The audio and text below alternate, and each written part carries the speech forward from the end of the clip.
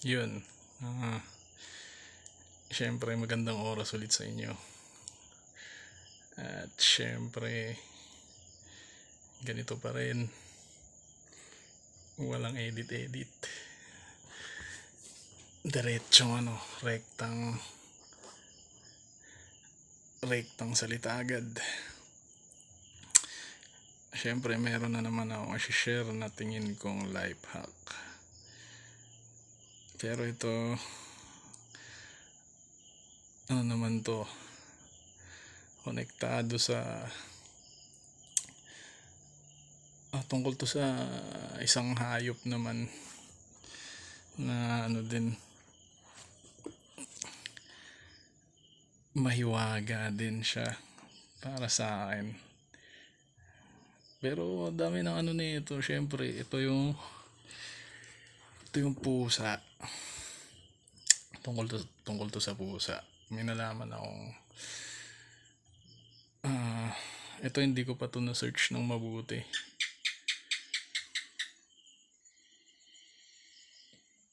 Pero ito nabanggit din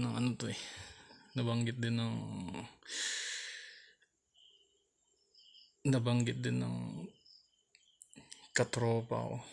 Tsaka nabanggit din mismo ng live-in partner ko.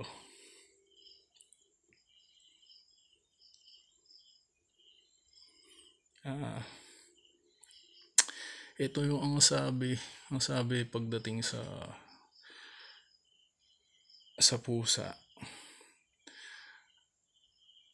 Ang pusa daw nakakapagpalis o nakakapagtaboy ng mga negative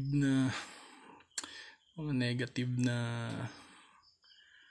energy, ganun, o mga negative na basta kahit anong basta negative na natataboy niya. May ganung daw ang pusa. May ganung siyang epekto o power, ganun. Basta may ganung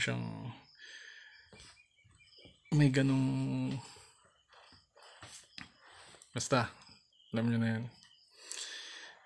May ganung power yung pusa. Tsaka ayun nga, sa mga negosyante, kung napapansin nyo, yung mga figurine ba yun? Basta yung mga pusa na kung napapansin nyo sa mga negosyante yun, pagdating sa mga pwesto nila, makita nyo yung pusa na kumakaway, ganun. Ginagamit din siyang, kung di ako nagkakamali, ginagamit din siyang may swerte siyang nahatak, ganun, pagdating sa negosyo o basta yun, nakakapagtaboy nga daw ng negative energy o negative spirit man, o basta nakakapagtaboy ng negative yung mga pusa. Dati hindi ako mahilig sa pusa, pero nung narinig ko yung sabi na yun pagdating sa pusa, tsaka nung nakita ako ng video ng mga pusa na lumalaban sa ahas, ang galing pala nilang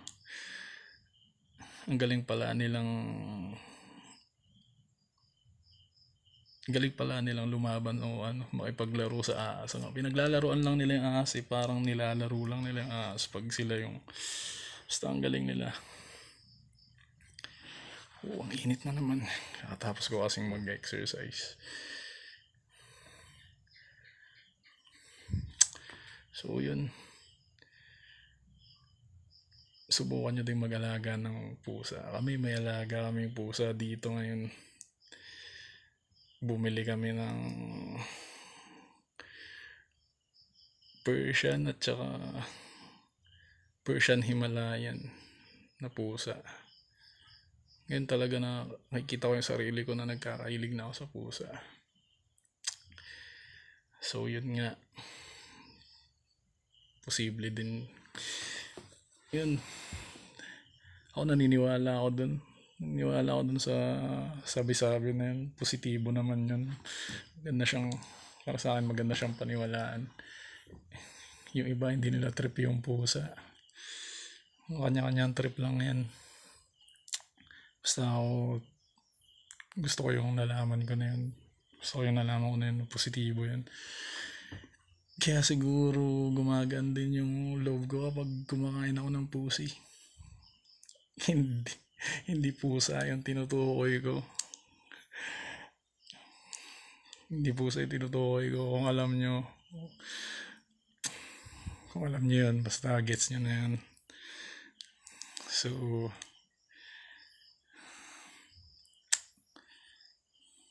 God bless.